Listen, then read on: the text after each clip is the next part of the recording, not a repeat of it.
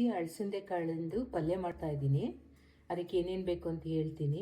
ಈರುಳ್ಳಿ, ಮೆಣಸಿನ್ಕಾಯಿ, ಕೊಬ್ಬರಿ, ಮೆಣಸಿನ್ಕಾಯಿ, ಒಣಮೆಣಸಿನ್ಕಾಯಿ, ಪುದೀನ, ಜೀರಿಗೆ, ಸಾಸಿವೆ, ಅರಿಶಿನ, ಈರುಳ್ಳಿ, ಕೊತ್ತಂಬರಿ ಬೀಜ, ಶುಂಠಿ, ಬೆಳ್ಳುಳ್ಳಿ, ಕರಿಬೇವು, ಏಲಕ್ಕಿ ಇಟ್ಕೊಂಡಿದ್ದೀನಿ.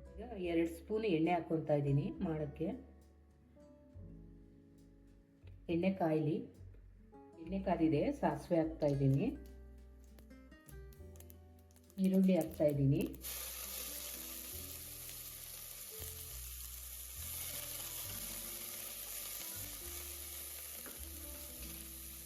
ಕರಿಬೇವು,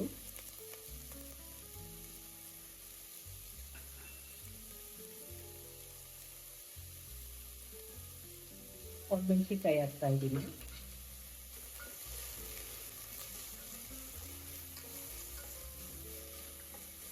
ಇದು ಮಗ್ಗೋಷ್ಟಕ್ಕೆ ಅದಕ್ಕೆ ರುಬ್ಕೊಳ್ಳೋಣ. ಇದಕ್ಕೆ ಈಗ ಕೊಬ್ಬರಿ ಹಾಕ್ತಾ ಇದ್ದೀನಿ.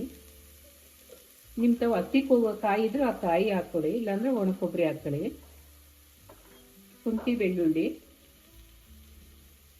ಮೆಣಸಿನ್ಕಾಯಿ, ಈರುಳ್ಳಿ, ಒಂದು ಸ್ವಲ್ಪ ಪುದೀನ ಹಾಕ್ಕೊಳ್ಳಿ, ಚೆನ್ನಾಗಿರುತ್ತೆ. 1 ಸ್ಪೂನು ಕೊತ್ತಂಬರಿ ಬೀಜ, 1 ಸ್ಪೂನು ಜೀರಿಗೆ,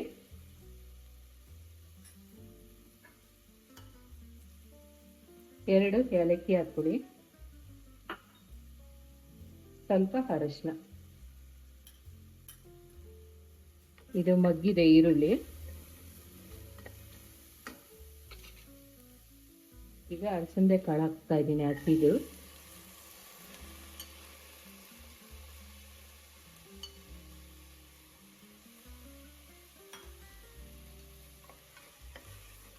ತುಂಬ ಚೆನ್ನಾಗಿರುತ್ತೆ, ಹಸಿ ಇದ್ರೊಳಗೆ ಮಾಡ್ಕೊಳ್ಳಿ.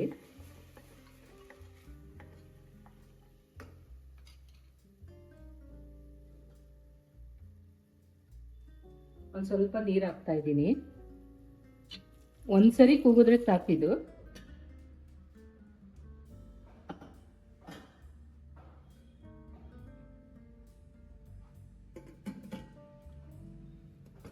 ಈಗ ಕೂಗಿದೆ, ಒಂದ್ಸರಿ ಆಫ್ ಮಾಡಿದ್ದೀನಿ, ನೋಡೋಣ.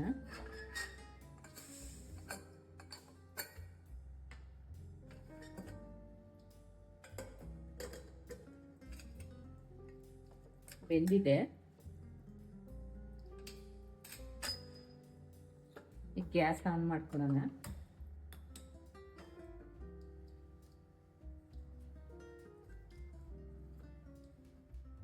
ಈಗ ರುಬ್ಕೊಂಡಿದ್ದೀನಲ್ಲ, ಅದನ್ನ ಹಾಕೊಂತಾ ಇದ್ದೀನಿ.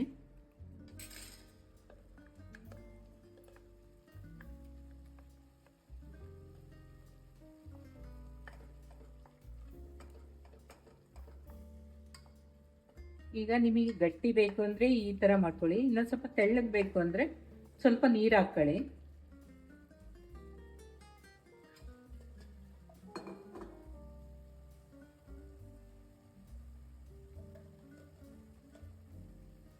ನಾನು ಇನ್ನು ಸ್ವಲ್ಪ ತೆಳ್ಳಗೆ ಮಾಡ್ತೀನಿ, ಸ್ವಲ್ಪ ನೀರು ಹಾಕಂತೀನಿ. ಇದು ರೊಟ್ಟಿ, ಚಪಾತಿಗೆ, ಅನ್ನದ ಜೊತೆ, ಪೂರಿ ಜೊತೆ ಎಲ್ಲ ತುಂಬ ಚೆನ್ನಾಗಿರುತ್ತೆ. ಈಗ ಸ್ವಲ್ಪ ಉಪ್ಪು ಹಾಕೋಣ.